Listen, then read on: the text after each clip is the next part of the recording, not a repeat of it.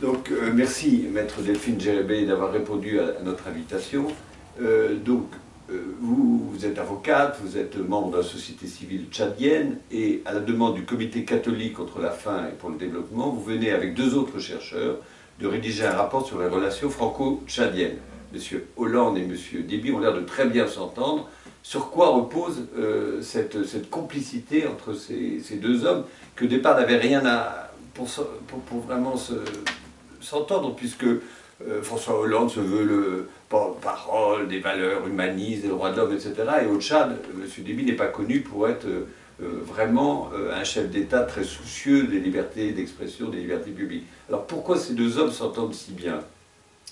Les relations franco-tchadiennes sont gouvernées par des intérêts militaires. Aujourd'hui, on peut l'affirmer avec force parce que le Tchad, le président Idriss Déby est vu comme celui qui aide la France à lutter contre le terrorisme. Il a aidé au Mali, où il a envoyé des forces considérables, c'était quasiment le seul.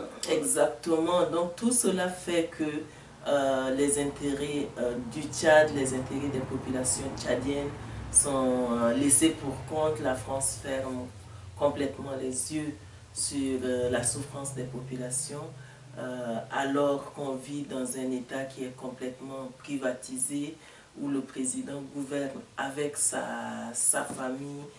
Les richesses sont entre les mains du président et de sa famille, alors que le reste de la population croupit dans une misère noire. Mais par exemple, l'intervention au Mali, donc, où les Tchadiens étaient très présents, et ce sont même eux qui ont eu le plus de pertes en vie humaine. Comment elle est perçue par le peuple tchadien?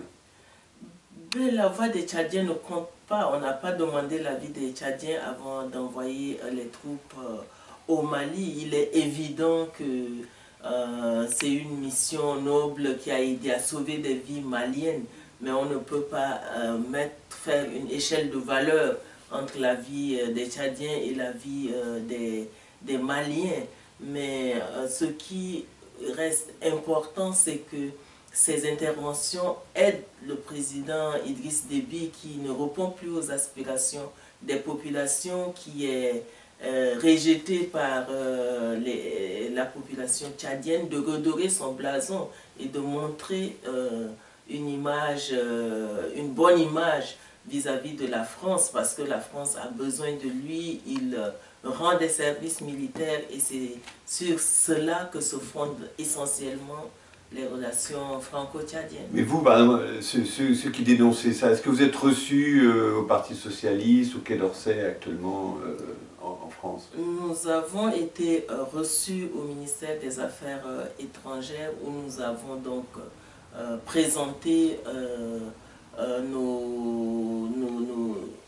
notre analyse de la situation, et nous avons été écoutés, mais notre objectif, c'est de dire clairement à la France qu'on a besoin que le processus démocratique au Tchad soit soutenu.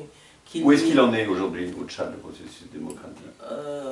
L'opposition peut s'exprimer Le processus démocratique est complètement bloqué parce que le président Déby montre clairement sa volonté de rester au pouvoir autant qu'il vit. Donc on est dans une situation où tout le monde fait allégeance pour des questions de survie, et le vrai débat politique ne se fait pas.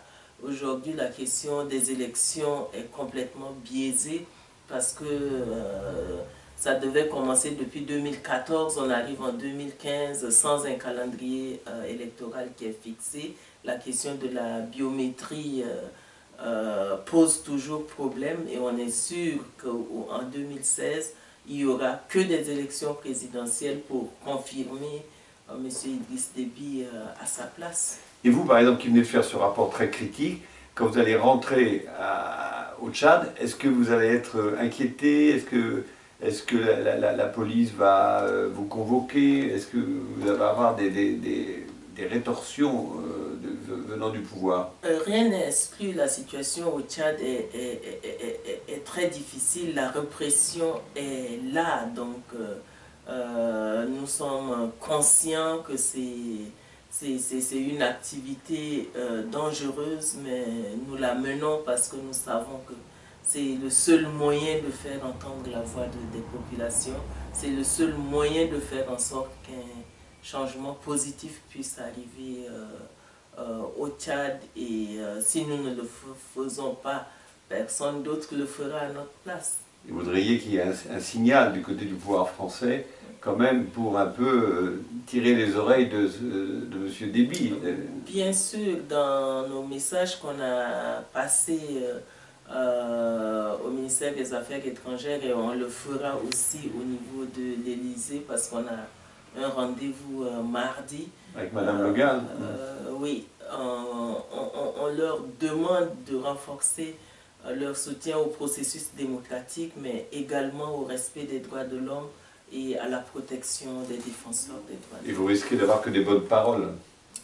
Malheureusement, c'est ce que nous avons depuis plus de 15 ans maintenant. Ça n'a pas changé, que ce soit Chirac, Sarkozy, Hollande, il y a une continuité de la politique française. On espérait un changement qu'on n'a pas encore vu. Mais merci beaucoup. Merci.